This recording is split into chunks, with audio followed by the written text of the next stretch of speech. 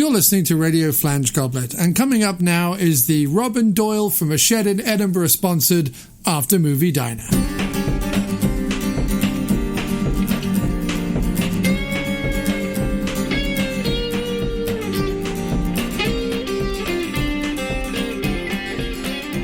You're listening to the sweet sounds of the After Movie Diner. Support us at patreon.com/After Movie Diner. Or I'll punch you in the teats. Rate and review us on iTunes, Earthling. And now, here's your host, Jon Cross. Hello, I am your host, Jon Cross, and I just want to remind everybody that over on YouTube, Facebook, and our website, we have a brand new interview with Brian Trenchard-Smith, all about his new book, Adventures in the B-Movie Trade, which is available now on Amazon. Links, as always, in the program description on our website. Please do check out the book. It's awesome. And returning guest for the third time, Brian Trenchard-Smith and myself had a wonderful conversation all about it, now available on YouTube, our Facebook page, and on the website. Please do watch, enjoy, share, tell your friends about it, like, comment, rate, and review. Thanks. But Jim and I have been chatting briefly about how at the moment we're sort of in the rarefied position that because we are either smart TV / Roku / Apple TV users, and I myself purchase a lot of streaming services that don't allow advertising. Every time I'm away, like I currently am, and I occasionally see either cable news or cable programming or whatever with the adverts in it, you realize kind of what the rest of the world sees all the time, and what I see only minimally. So the hellscape that the rest of the country is living in kind of makes more sense. But what were we? You said something about like it is much better just to switch off. But then what was I about to say? That I was about to talk about something. Oh, good. My bag is here. I've got to go. I've got it. No. Here was the thing. So I said I blame the media, right? The news media predominantly, but the media in general, because they're all trying to just sell pills with hideous after effects to bovine middle America. But you said you blame people and people work in the media. And I'm like, yeah, okay, I get it. Like, we can all sit there and be like, it's this group of idiots, or it's this group of people, or it's this people of a... No, I don't mean people as in it's this group of people or that group of people. I meant people as in the sense of human nature. Human nature. No, totally. Yeah. No, totally. But my thing is this, is that human nature in its existence doesn't necessarily have a built-in responsibility, whereas a construct such as the news media should have a built-in responsibility. And the reason why I would therefore blame the media outside of just blaming people or individuals, right, is that we are all susceptible to the 3 for £12 deal.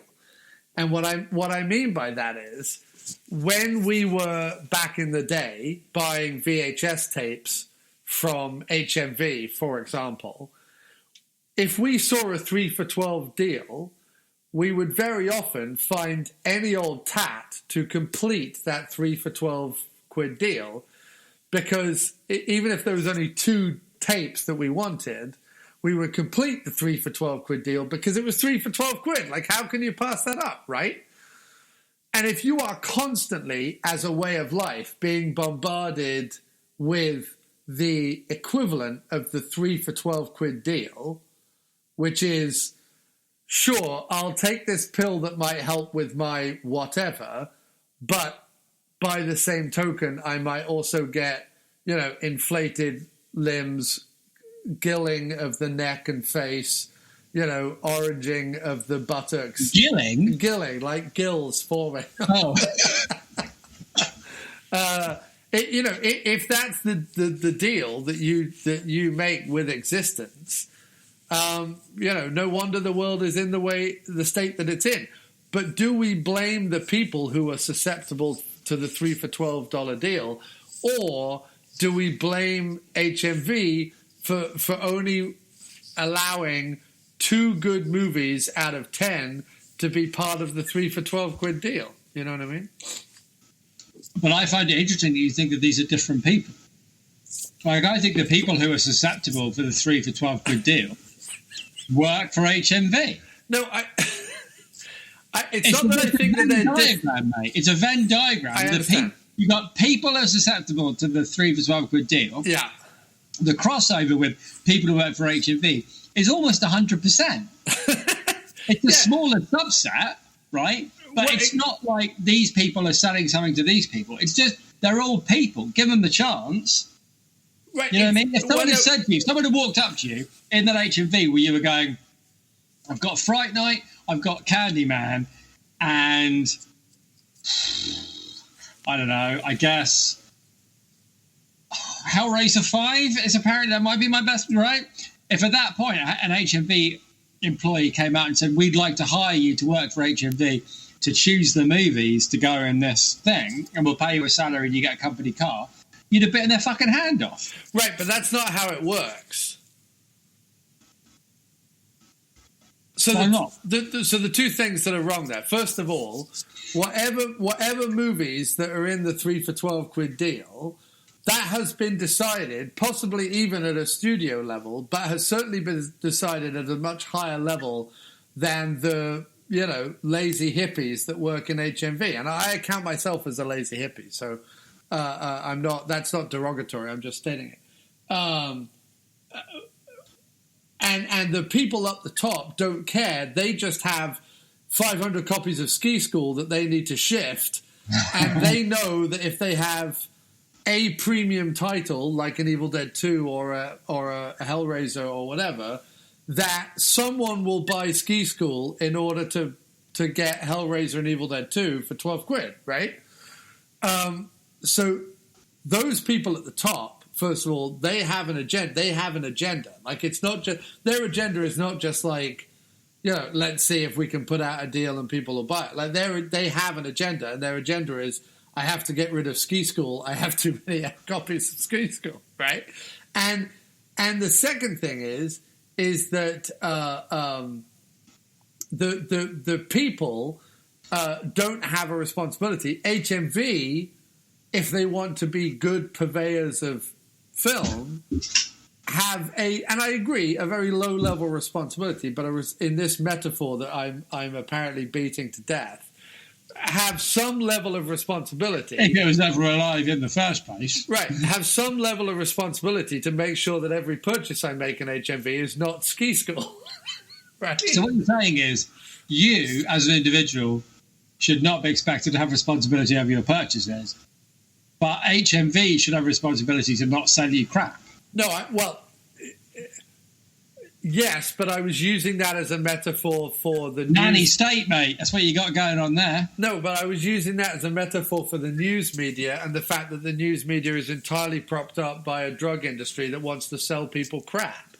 And I'm just saying, if you want to stand there being all hoity-toity news media and we're the fourth estate and we're shouting truth to power and blah, blah, blah, you can't also do it while reaping the rewards of a hellish landscape of madness that is. I don't think the news media is drugs, like selling, because like drug advertising is there's not a lot of money there. It's what's called mostly DR, right? That's why when you watch like VOD or whatever, like anything where the show's been up for a long time or will be up for a long time, you get the drug adverts in, or if you watch any of those ad-supported things at like 2 o'clock in the morning, that's what you get. There's not a lot of money there. They're everywhere, but they're not really a premium thing, because most people don't want to, like most like Nissan or Ford or Burger King or whatever, don't want to advertise in news, because it's like, after the break, we'll talk to a man who ate his mother's face and then shit on a picture of the Pope. And then it's like, hey, how about a Burger King? And whoa. So they don't advertise that. So the reason they have news channels is because they're massive corporations and they want to have a voice. They want to use the news as a way of framing the world for their own benefit. It's no less sinister, but it's not money for drugs. All right. Anyway, we're going to talk about Donald Pleasence or your like half-baked news media theory. Sure. Hello and welcome to the After Movie Diner. I'm not even going to attempt to do the not allowed in a diner anymore. We're not allowed in diners, and we're not allowed in diners because everyone's a fucking asshole, and we live in some sort of massive hellscape filled with the kind of demonology that Dario Argento could only dream about at this point. He could dream about it, but he couldn't film it convincingly. Unless his daughter was willing to get a top off yet again. But what happened is of late I have been shitting out music, let's just say that. And we had not done a podcast in a long time because various different things have been happening, but basically I've been off traveling the Northeast and trying to stay out of New York and try to have some kind of resemblance of a happy existence rather than one where I want to chew my own arm off. And so therefore we just haven't got round to it. But off the back of me shitting out a second Donald Pleasence related album, the Pleasencing Two: The Pull of the Pleasence. Thank you very much, Eric Kent, for that title. Jim wrote to me and was like, I bloody love the Pleasencing Two. Can we do a season of Pleasence films on the diner? To which I went, now you are singing my song, Mr. Wallace, but of course we can, and immediately planned to jump on Skype with him, which I just think is wonderful. So tell us all about the terrible day you were having and how me and my music and how great I am saved you. Well, no, it wasn't so much a particular day. It's just there's not a lot to feel, I don't know, is flippant the right word? Carefree about, right? To just sort of enjoy something in a carefree way without it being... it's a metaphor for Blurg or whatever, right? It's like everything's a fucking metaphor and everything's like, an accurate reflection of the troubling times in which we live. It's like, that's fine. They're troubling times. It's great that we're making art that either consciously or unconsciously is reflecting these troubling times. Brilliant. I mean, we're going to be making movies and TV shows about these troubling times Vietnam. How long did Vietnam? Vietnam has been a go-to staple for ages. This particular period of our history, can you imagine how many terrible movies are made about this? The Oliver Stone ones alone are going to be unbearable. Yeah, we are going to get to a point where Nick Cage will play... Oh, Nick Cage, when he gets to be like 70, will play Trump. He'll play Trump on the moon. Cage is going to play Trump. Cage will play Trump on the moon fighting demon... ninjas. No. It'll be like endless fucking the weekend when X happened, when he, punched his golf caddy or whatever. I'm in agreement with you, and in fact, Kim and I have been watching Ted Lasso, which I'm not sure you would enjoy because the whole American English football thing. You're probably too close to the whole football thing to necessarily enjoy it. I really liked it, and I really liked it because it was exactly what you were talking about.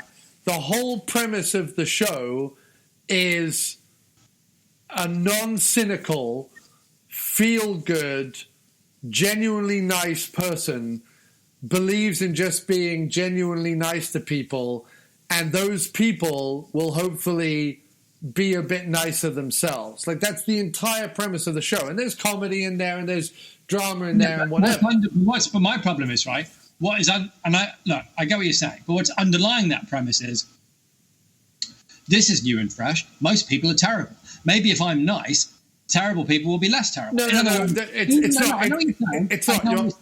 But it's impossible to escape from what that is set up against. But let me just say. What I like about the Pleasencing, this is what I'm saying to you. What I like about the Pleasencing is it in no way has anything to do with anything. It's not it's at least it's not about these troubling times, or it's about a more optimistic way to live, or it's a simpler, whatever.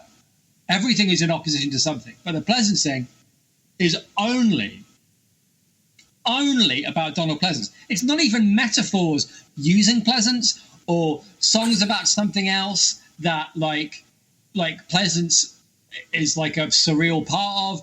None of that. That's not true. Following Your Father's Footsteps is about something other than Donald Pleasence. But is that? I'm assuming that's based on some kind of truth. Oh, it's based entirely on Donald Pleasence's life. So that's what I'm saying. The songs are about Donald Pleasence and the movies that he was in. That's it. It's not. I'm saying he's not like a funny character in a story you made up. It's not like an ironic commentary on whatever. It's purely. There's one dimension to these songs, and so you can enjoy that one dimension, and then all around it is like a bunch of really catchy tunes in very different styles, and so the whole like eclectic nature of the musical style, like what carries it through is this very weird through line of I'm going to sing songs about Donald Pleasence, and there's no pretensions to metaphor here. I just really, if you're not getting this, I really like Donald Pleasence, and I'm quite happy to sing an entire 2 albums just about that.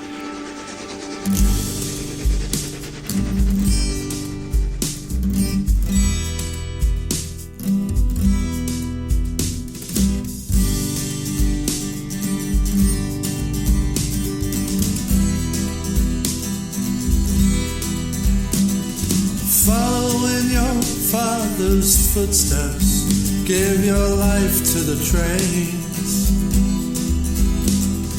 Thomas Stanley Pleasence, a station master's name, a man of soot and steam, God-fearing and strict.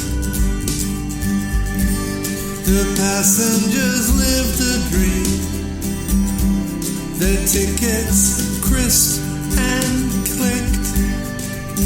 He never went where they were going, he only stayed to man the gates. They had adventures waiting for them, he accepted his noble fate.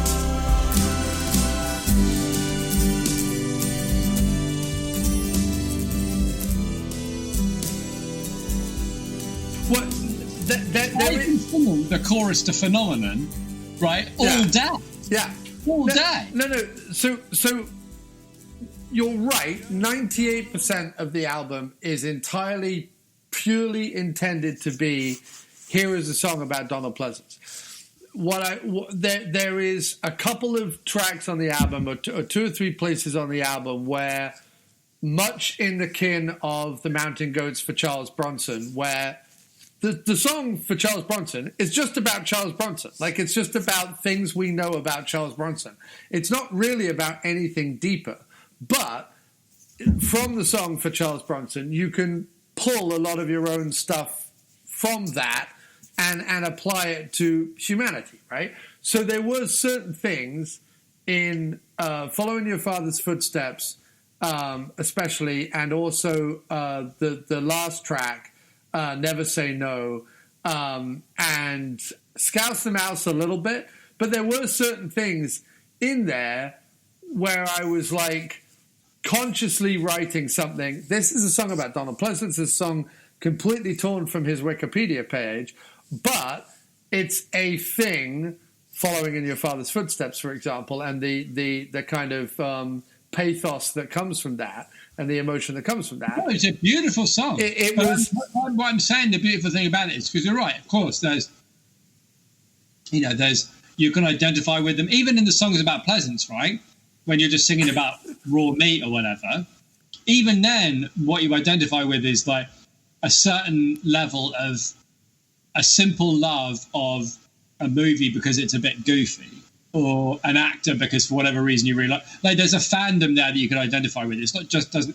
So all of that does exist, and in the Following Your Father's Footsteps, it's a beautiful story. It's very well told, but at a certain level, it's about a Wikipedia entry, Donald Pleasence and his life. And yes, you can like pull things from it, but I'm saying you're not singing the song about Donald Pleasence Pleasence's life to make a point. No. You know what I mean? You're not using the story of Pleasence and his dad to make a point. No. You're just singing a truthful story about Pleasence and his dad. And whatever you want to take from that, because it's truthful and you're not trying to be like ironic about it or whatever, then there are definitely truthful things that clearly you found in it as well. And that comes across. That's why it's a great song. But that's what it is. Yeah, no, completely. And the ones that are about movies, like Raw Meat and Phenomena and Those two and The are Caretaker. Such great songs. Raw Meat is a great one. Phenomena is currently my favourite, just because I fucking love the chorus to that song. It's so good. Ooh, phenomena.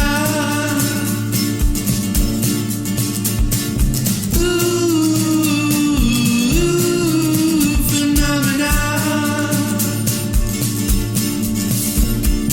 Life is just grand when your best friend is a monkey in a wheelchair and can't stand all good. Your best friend is a monkey. Well, actually, Inga is a chimpanzee, and chimps and monkeys are very different, you see. Well, la-di-da, science, and science, la-di-dee. Donald Pleasence's best friend is a chimpanzee.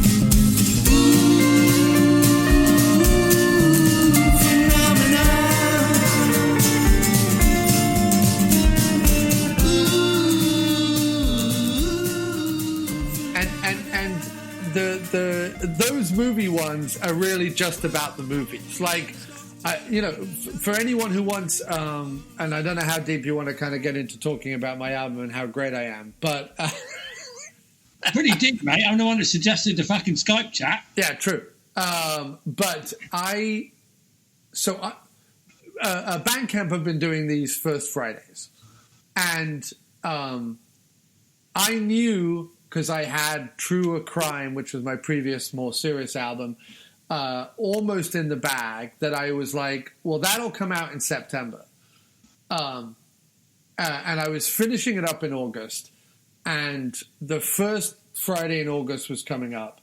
And I was like, for whatever reason, like I remember it was Monday night, we were sat downstairs, and I was struck with this idea of, actually, I have 2 or 3 songs I wouldn't mind writing right now. And within that week leading up to the first Friday in August, I wrote that 5-song EP, Here We Are. So Here We Are. And that was just meant to be like I'll just put something out for First Friday because I know that in September I have True Crime coming along, and True Crime is going to be the big album release. That's going to have all the contributors on it and the collaborations, and I've worked on it for 8 months, and it's a whole thing. And then I had 2 collaborations that I've been planning for November and December that may or may not happen, but I kind of have them in the background. So I had sort of said to myself, well, October, I'm not going to really do anything. We've been traveling around, and True Crime is still kind of out there, and I'm trying to promote it and everything because that's really the album that I spent a lot of time over. But the one I want to talk about is the one that took you 2.5 days. Right. So what happened is much akin with what happened with So Here We Are. It's somewhere around midday Tuesday of the lead up to the final Friday. And bear in mind that for First Friday, not final Friday, sorry, for First Friday, I have to have the album uploaded at like midnight Thursday. So what's the beef for the whole Fridays thing? I don't follow. So Bandcamp First Fridays, they are waiving their fees. So if you have an album on Bandcamp's still the best game in town in terms of paying an artist. So you put an album up for $10, for example. Bandcamp takes $1, PayPal takes $1 to process the thing, and then you get about $8. It's still the best deal in town for like selling an album.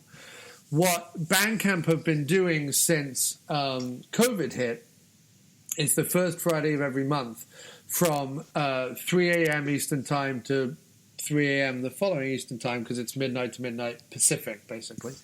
Bandcamp have been waiving their fees. So outside of the 8% or whatever it is PayPal takes, you get everything else. So Bandcamp is not making any money off those First Fridays. And it has built up this culture of either musicians releasing stuff specifically on that Friday to kind of get notices or whatever, or musicians doing a thing where they're like, hey, buy my album on first Friday and I'll donate all the money, which I did for the first batch of music that I did in 2020, Shambles and a couple of others. Or it's led to people supporting musicians that they wouldn't support otherwise, just because it's kind of a thing, you know. And because most albums on Bandcamp are really like $5, $6, $7, they're not breaking the bank.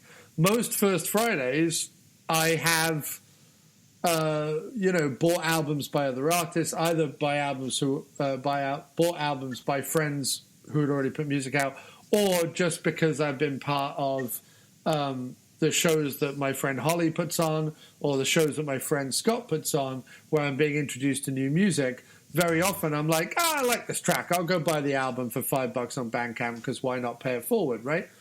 So off the back of that, as Matt Farley would say, deadlines are really good. Deadlines are just really good for creativity. They just really are. And what happened with So Here We Are, which was really just a kind of stepping stone to wait till True or Crime came out. Once True or Crime came out, I was like, well, I'm not going to do anything in October. And then typically lunchtime Tuesday of the week leading up to the first Friday in October, last Friday,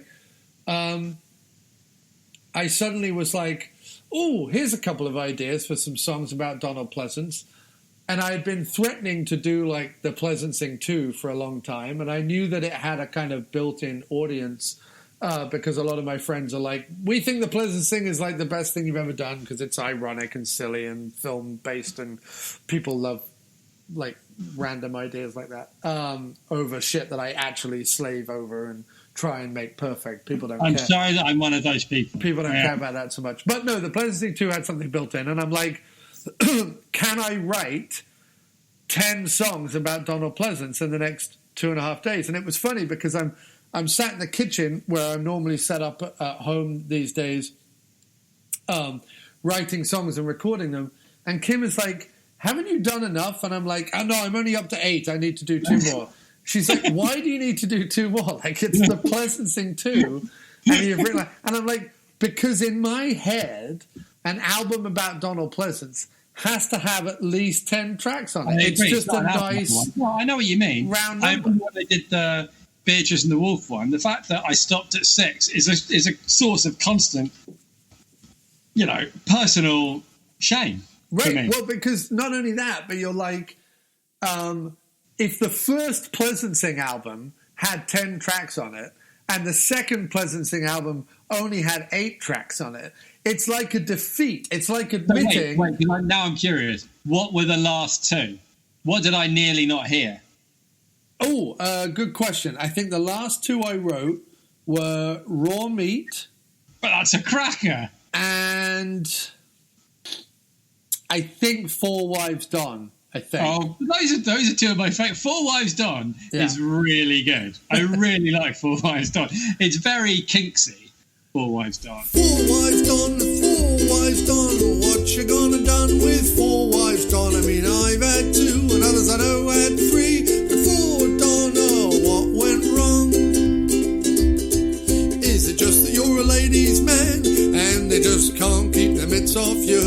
Is it that you're too much ball man for one woman to handle? Or is it that your eyes just like to wander? 4 Wives Done, 4 Wives Done. What you gonna done with 4 Wives Done? I mean, 4 is quite a lot, it's certainly more than most. But 4 Wives Done, what went wrong?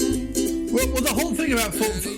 Sorry, let me just finish. But if the Donald Pleasencing 2 had only 8 tracks on it, what I would be saying... Even if Donald Pleasencing 3 had 12 tracks on it, if the Pleasencing 2 only had 8 tracks on it, it would forever be a thorn in your side. It would, yeah. I would forever be admitting that there isn't more to say about the Pleasence, and there is clearly more to say about the Pleasence. That is. I mean, the fact that when I was listening to it, it wasn't just that I was struck by... I can't believe you wrote 10 songs in 2.5 days, which is, by the way, just on its... outside of being Matt Farley, that's not even possible. And also, it's not as if it's not like you're just, using the same instruments or basically kind of plowing the same furrow and making shit up as you go. Like, they're all really well crafted tunes. They're short, they're punchy, they're catchy.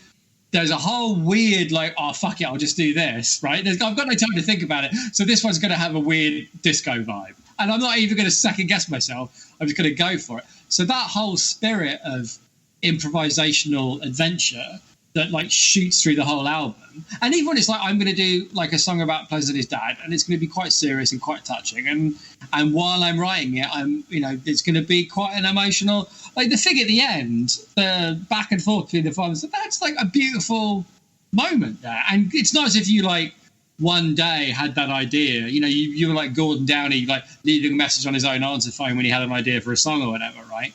But, like, actually just in the moment. And the whole album's like that. So the fact that it's all tied to... If it was like, oh, I'm going to write a song about living in New York, or... an album about living in New York, or, the times we live in, then it would have been, I don't know, it would have been much more all over the place and a bit, well, whatever. But the fact that it's all tied to this, like, it's got to be about Donald Pleasence and not in a... he's going to make it... Because I was expecting it to be, like, more like brief appearances or silly songs where he's a character in them, but they're not. They're all like, it's either about how much you love Donald Pleasence, the films Donald Pleasence has been in, or the real life of Donald Pleasence. But it's all like, and every single song is really good. Every single song is catchy and great. There's not one to be skipped over there in the whole bunch. And I was properly expecting, if I'm honest, in an album you wrote in 2.5 days of 10 songs about Donald Pleasence, to find myself drifting off halfway through a couple, do you know what I mean? Yeah. And potentially pressing the skip button. I'm not afraid to admit that that's what I was thinking. But instead, every song on the album that I was listening to, it got to the song, I was going, I can't believe this is another banger. I can't believe he's written another cracker. You know? It was really great. I just think it's a really... Like I said, I'm sorry to be the one that, gets more out of it. It's not because it's ironic either. I just... In my humble opinion, it's just, I don't know. I like how eclectic and free, and it's not that it's silly. It's just, it's boisterous and just really fun to listen to. And there's like a really nice, honest desire to entertain underpinning the whole thing. That I don't know. I just really like.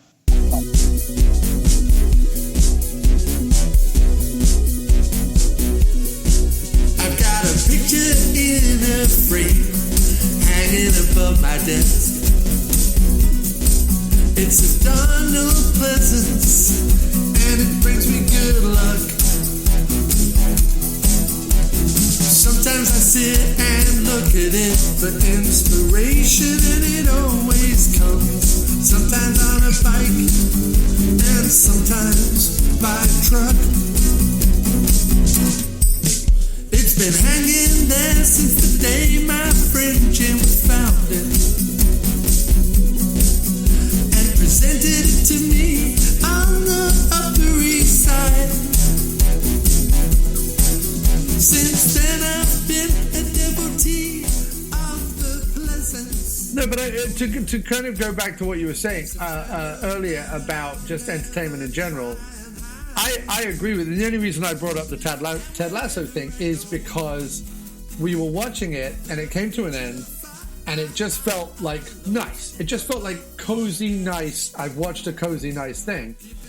And I realized in watching it that while I would never stop anyone creating something that is earnestly trying to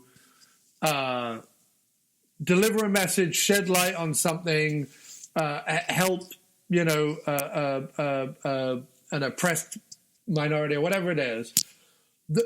While all worthy filmmaking or TV making or whatever is completely understandable and in many cases educational and decent to be making, the entertainment for entertainment's sake, the thing that gets lost so much, the sheer joy and sheer silliness of just creating, is invaluable. Like, and I'm not talking about the Pleasencing now. I'm just talking about in general, entertainment for entertainment's sake, art for art's sake, music for music's sake.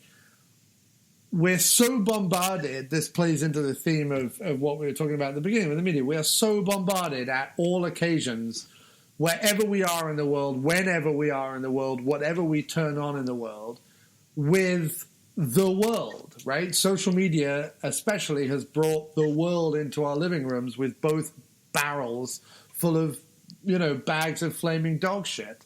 And on a daily basis, spray us with flaming bags of dog shit. And while a TV show or a musical album or a film that says, aghast to fucking bags of flaming dog shit is perfectly valuable, an album that also says, oh, did you know over here, away from dodging the bags of flaming dog shit, there's a life of this balding character actor from England, Donald Pleasence, and it's kind of quite cozy, and it's kind of quite interesting, and maybe you just look at that for like 58 minutes, and then you can go back to the flaming bags of dog shit. It's not a prism with, that you can look through and understand the world, but there's no prism. Stop. You can imagine, like, if you gave this to some arsey film critic from the New Yorker or music critic from the New Yorker, Kermode, maybe, like, trying to like crowbar in like some kind of prism, but what if it's not? What if it's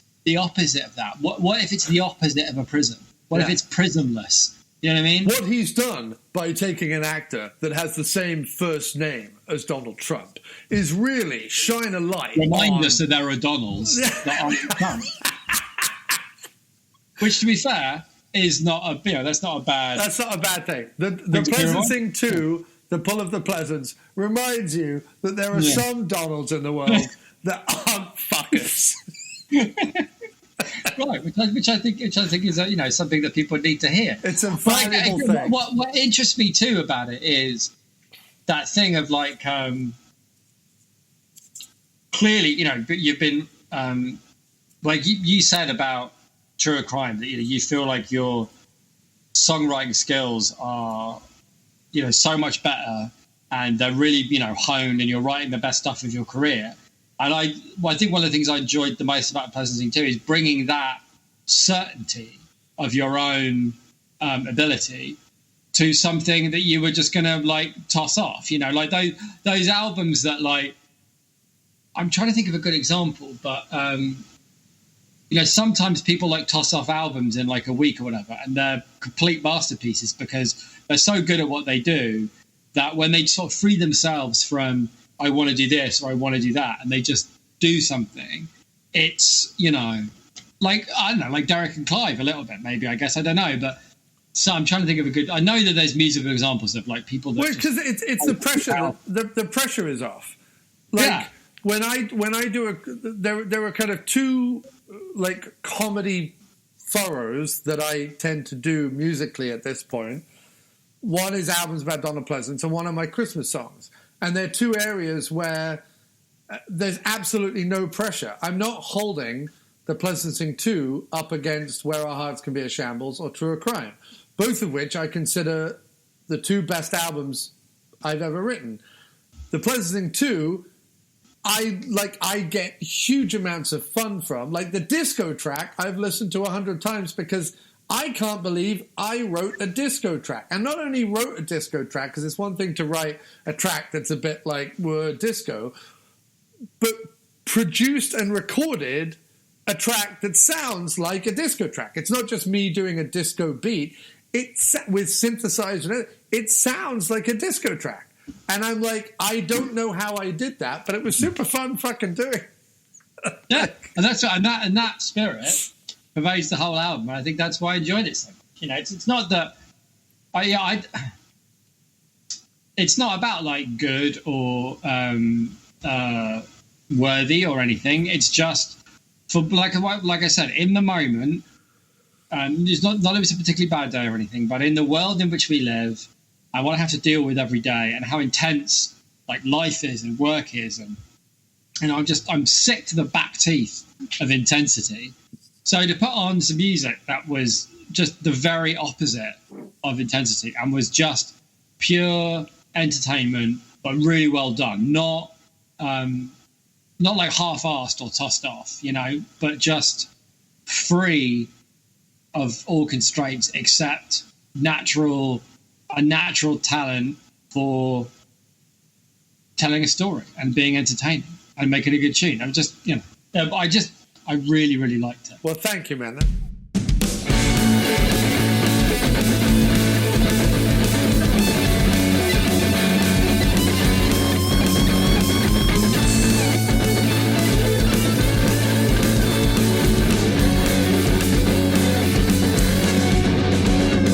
Never say no to your part in all of this. Put on a show and at the end of it, blow them all a kiss. There is magic waiting out in the unknown. There are places where we both should have grown. Grab each and every opportunity. In Hollywood or Italy, Donald Pleasence. We are talking Donald Pleasence. Yeah. Never say you're busy, never turn down a part, knowing that every single one of them you'll hit right out the park. Never ask what the budget is. Keep your name somewhere on the poster, play the game within the biz, know the words and show up on time. In Australia or somewhere on the Rhine, Donald Pleasence. We are talking Donald Pleasence. We're celebrating Donald Pleasence. We're talking Donald Pleasence, yeah. Donald P. Let those eyes twinkle even if the camera lens is foggy. Keep the corners of your mouth up even when you're feeling froggy. Travel the world and still stay humble. Be proud that you're still part of all the. So we should talk about raw meat though, right? Because we've been banging on for about an hour, and I probably should go in like 20 minutes. So I'm going to go. And Let's talk about raw meat or Deathline. Just the last point I would make for anyone out there who's looking to just write album or write music in general, the weird side benefit of both Wikipedia and IMDb's trivia sections is that they are such fruitful areas for ideas, because whether you are writing a song strictly about Donald Pleasence and therefore you just Google Donald Pleasence and look up absolutely everything you can on Donald Pleasence until something goes, oh, ping, that's a song idea. Or if you are like, you're writing a song about something and a theme starts emerging in the song, like one of the tracks on True or Crime is all about the original like industrial or the advent of industrial food marketing and all the packaging and all the intricacy that went into like the original birth of like mass-produced food and whatever. And I was writing a song all about like industry and all that kind of stuff. And being able to go to Wikipedia and like Google, you're like, oh shit, I need something that rhymes with like corned beef or whatever.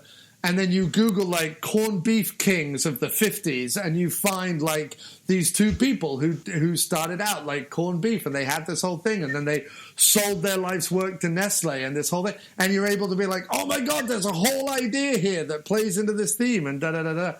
Wikipedia and IMDb trivia sections, if you're ever lacking an idea but you really want to write some music, I strongly recommend those as two fertile sources of ideas. Right, well, speaking of which, when I looked up raw meat on Wikipedia, yes, Marlon Brando was supposed to be the American. Right, isn't that insane? Brando. How the hell did he sign on for this? Yeah, I have no idea. Was he meant to be the American or was he meant to be? So. He was? I thought he was meant to be the sidekick. I thought he was meant to be like Pleasence's sidekick. Well, either way, that's insane. Of course. I mean, I can only assume that Gary Sherman was like pals with him or something, or had met him at a dinner party and was like, I have this idea about cannibals on the underground. And Marlon Brando was like, I love it, I'll do it. Where do you need me to be? I mean, I don't know. I have to say, my biggest problem with Raw Meat, though, is that sentence you just said. What's that? Well, he didn't have an idea about cannibals on the underground, did he? He had an idea about cannibal on the underground. Right, yes. No, the thing with Raw Meat and Deathline is this, and I will state this very clearly. And one of the reasons why I both like it, but also it highlights its shortcomings. It's entirely propped up on Pleasence's performance. If you did not have Pleasence irascibly cockneying it up all over the shop, it wouldn't be a fun movie. Now, there are some, quasi-decent and certainly quasi-decent set pieces that certainly inspired, stuff like American Werewolf in London and stuff years later. There's certainly some pretty gruesome gore. There's certainly, if you watch the uncut anyway, there's certainly some nice atmospheric underground London, big cavernous tunnels or whatever kind of shots. But outside of Pleasence and Christopher Lee's cameo, everyone else in the movie could be replaced by a fucking egg on a stick. The one joy of this movie is the fact that Pleasence has decided to play his copper, which on the page is just like, Inspector Calhoun, shambolic copper who saves the day. He's decided to play it as an irascible, tea-drinking, Cockney, working class chap that allows for this, underpinning and subplot that kind of plays on the British class structure within the movie, and Pleasence fleshes that out in a much better way by being who he is. And the only reason I've watched this movie as many times as I have is because Pleasence is an absolute joy to watch in this film, from start to finish. And the fact that Christopher Lee signs on, Christopher Lee signed on for the cost of a ham sandwich and half a pack of Love Hearts. Yeah, he played it for scale. And he did it just to work with Pleasence, which shows just what esteem Pleasence was held in terms of his acting chops. And the fact that every time he comes to these roles where he's playing, a doctor or a copper or a professor or one of these things, every time he comes to one of these roles that would be very mundane for another actor, he decides, I don't know, I'm going to do this accent, or I'm going to wear this hat, or I'm going to be miserable about tea, or whatever it is. He finds something to elevate the part way beyond the station of the movie. Well, on the other hand, I'm not sure if you know this, but according to the Village Voice, this is a better film than Night of the Living Dead. Yeah, it's not. No. It's not, though. No. Well, no, I'm pretty sure it is, because some guy in the Village Voice talked about how, I don't know what the metaphor is, but there definitely is one. Okay, well then that doesn't really work as a film then, does it? Night of the Living Dead has a really great metaphor, which again is not immediately graspable, but there's something there. But there's nothing here, except, like you say, there's something about a class thing, except it doesn't really work, because the only reason Mr. Cannibal kills the bloke with the bowler hat is because he's, up for a bit of slap and tickle down the tube. But everybody else he's killed and eaten is somebody normal. So that doesn't work. You know what I mean? If they'd done the film in a way that the underground station was like Bank, or somewhere in the city, and all he was doing was taking out, or like Whitehall, or I can't think of what the Whitehall tube station would be. Anyway, wherever it would be, but somewhere he's taking out Embankment or something. Yeah, he's taking out government types, or or rich people or whatever. I could see that, right? But it's not. It's just other than that one dude, Mr. OBE bloke, everybody he kills is like and eats is normal. And there's something about the being like the last. Like there's something. I think the problem with the movie personally is that most horror films like this would have some kind of a metaphor. They would try to say something, and you'd have Pleasence in it doing his Pleasence thing, and you'd have like the metaphor of like eat the rich or whatever, right? And then you'd have a couple of set pieces, gloomy London in the 70s, and you'd have a cracking movie. But it feels more like they didn't really care about the metaphor enough to push it. And it's really what he cares about is like the fairy tale aspect of it, like these, like the last survivors of this, of a species almost, right? He's almost like a troll under a bridge or something, like one of those Beauty and the Beast kind of like, yeah, he's a monster, but he's the last of his species, but there's empathy there and pathos about this, and like he is a monster and he like murders people for like he murders like 3 working stiffs on the underground. Like it feels like that whole class thing, although that's what we're doing with the Pleasence and Lee and the OBE thing, but like it's not actually, if you step back and think about the movie, it's not really there as a metaphor. Not really. I wasn't saying that it was a metaphor in terms of like an eat the rich thing, but it was more that. No, I know what you mean, by the way, about the way Pleasence plays it and what Pleasence is concerned about and how he views the whole crime and the whole situation. I think you're right. That he elevates, like there is meaning there. There's something going on in that his reaction to it. That's true, but that's not outside of him. It doesn't really exist, and that's why it's a bit flat and empty, because it's not an interesting enough thing for a horror movie if you're there to be like scared and freaked out and laugh and all the things you want to do in a horror movie, and instead it's this kind of like very slow fairy tale like thing about like the last of a monstrous creature, just kind of reaching out, and there's like nothing there, and it is sad in parts, but it's just being sad doesn't mean being good.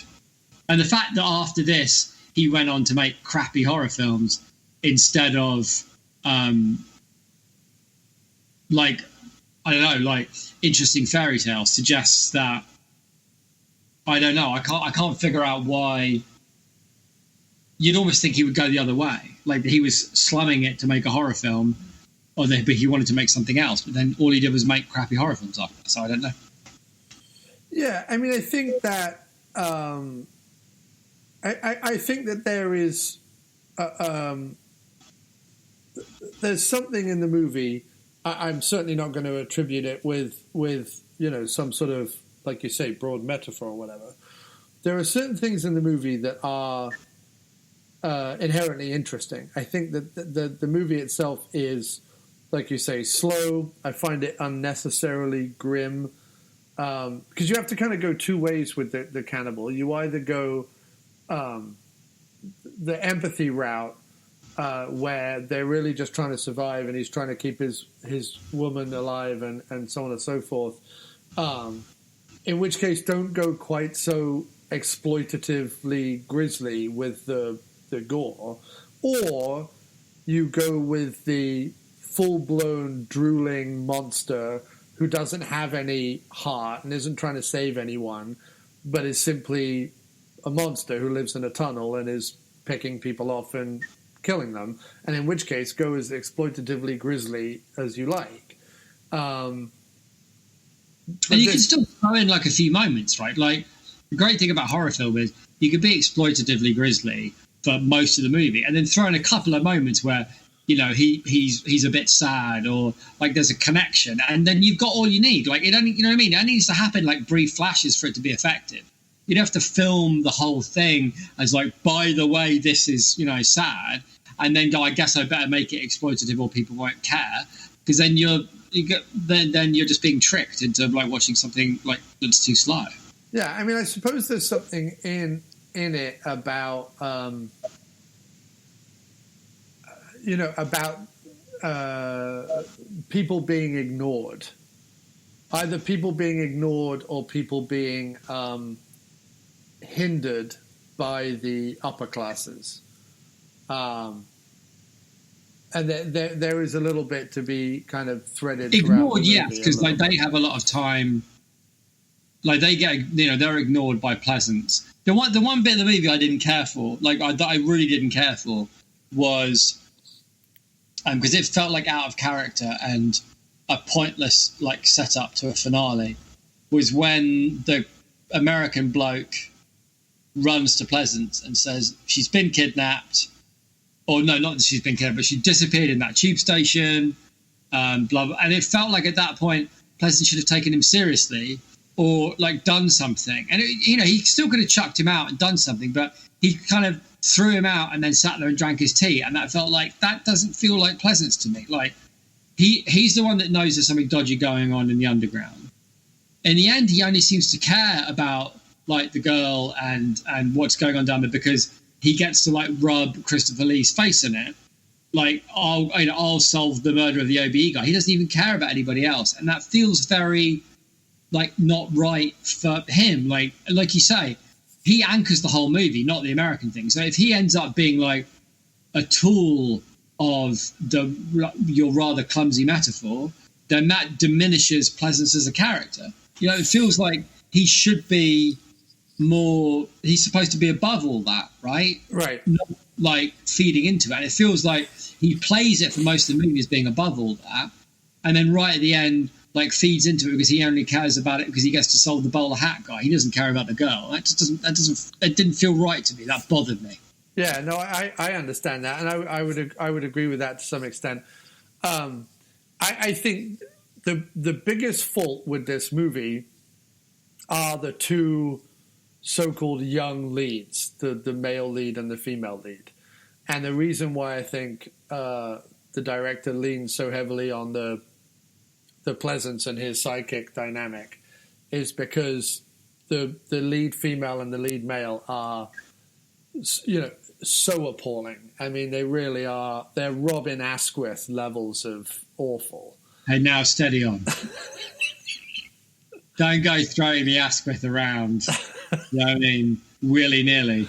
No, true. I mean, they're kind of like half Asquith, half Blucas. Yeah, don't get me wrong. They're trying to give it the full Asquith, but yeah, without being. The thing about Asquith is underneath his cheeky chappy persona is clearly the cold, flinty soul. Do you know what I mean? Of a psychopath. Right. So you can't fake that.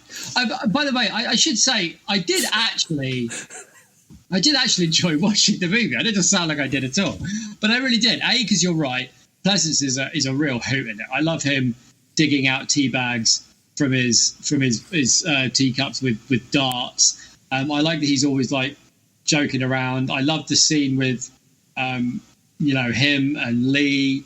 And I love the dynamic with him and the sidekick and him and the doctors. And that whole thing is I can easily watch Calhoun of the Yard, you know what I mean? From now until the end of time, it would be great. And sometimes I like being reminded of how fucking grim London was in the 70s and the 80s. And even when we were teenagers, early 90s, it was a grim fucking place. And, the everything was crumbling and old and crap, and everyone was cold. And I love that bit when he's going. One of my favourite bits is when the American guy's looking for his girlfriend, and he goes through the places that are open in London, you know what I mean, at night after the tube shut, and it's a fish and chip shop and a chemist and a hardware store as far as I could tell. But they were so these places just don't fucking exist anymore, Yeah. And how the trains are wobbly and shit, and I don't know, I being reminded of that is sometimes I don't know, it feels kind of fun to go time traveling back to when London really shit on. I was having this discussion the other day. It's sort of the English American discussion, but the dichotomy of living in America is that on one hand, because their attitude is, you know, everything's got to be the best. It's got to be the biggest. It's got to be the shiniest. It's got to be the most expensive. And they have this, like, you know, mentality about it. Stuff actually gets done. However, they have no mechanism for dealing when things are just a bit crap. You know what I mean? So everything is either really great and the best thing that's ever been, or, you know, the worst kind of hell you can possibly imagine. They don't have the ability to just deal with things that are just a bit crap because they've never eaten in a roadside little chef. Like they've never, they've never tasted. You don't know bland, grey hopelessness. You know, it's not despair. No, it's not despair. It's hope. It's like the absence of hope. Right, but also you've never sat down in a greasy spoon calf and had a cup of lukewarm tea in a cup that clearly has. Realising that's probably as good as your day's going to get. And that is the fucking highlight. Right. Is going, I wish my tea was hotter. Yeah. And if that's the worst it's going to get, that is the day's highlight. But that's why the whole film reminds you of how London used to be a cup of lukewarm, weak tea. Right. You know, just kind of crap. But how? See, and this is the thing: is that from a psychology standpoint, it's not going to produce the next like Apple iPod or whatever, because everyone's just going to be like, "Oh fuck it, I'll be an accountant." But they're not going to, like, no one's innovating anything in English. However, it does mean that when the shit hits the fan, we have a certain, like, we almost find it nostalgically charming. We have this kind of like rosy tint glasses to something that's a bit crap. You know what I mean? And we don't tend to, although I think it's probably a bit different now because I feel like we've become, infected with the same media disease that everyone else has. But we didn't used to run around like everything was on fire if things were just a bit crap. We just were like, well, it's a bit crap. Of course it's a bit crap.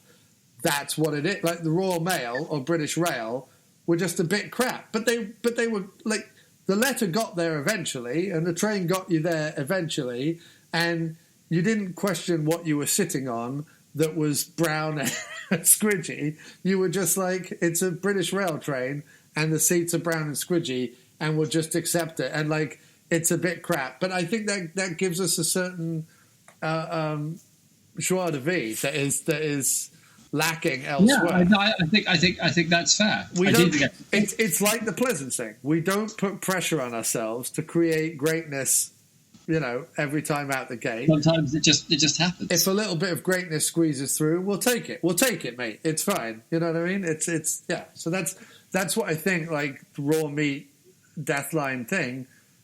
It's a bit crap, but Pleasence is the kind of, you know, grumbly Cockney chappy that's going to carry me through it, and that's fine. That's enough. That's my lukewarm tea.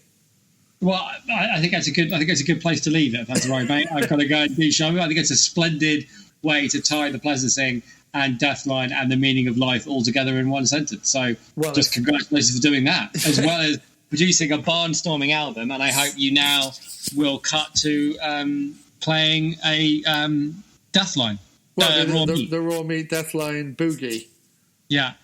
Raw meat. Also known as Deathline. Yeah. It's great. Ooh, phenomenon. So good. Anyway, play raw meat and have a think about what you want to watch next week. Will do, Chief. All right, it was really fun, man. Good times talking to you, man. Take care. Well, have a great rest of the holiday. Actually, I'm away next week on holiday too. Okay. So maybe the week after that. Yeah, sounds great. Take care, man. Really good to see you. Good to see you too, man. Take care. Bye now. Yeah, man. Bye.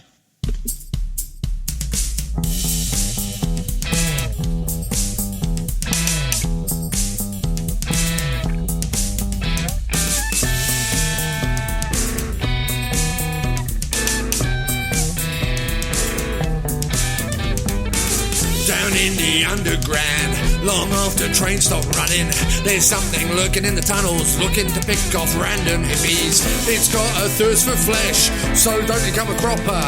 The only man to stop him is a working class copper. Inspector Calhoun, he's played by Donald Pleasence. This is his manner, and he's gonna catch the killer. He's got a cup of tea, but he's got no biscuit for dunking. He's hanging out with Christopher Lee, who took a pay cut just to work with him. The secret of the tunnels, it really is a whopper, and the only one to figure it out is a working class copper. Raw meat, raw meat, raw meat, raw meat. It's also known as deadline, deadline. Raw meat, raw meat. It's also known as deadline, deadline. Raw meat, raw meat.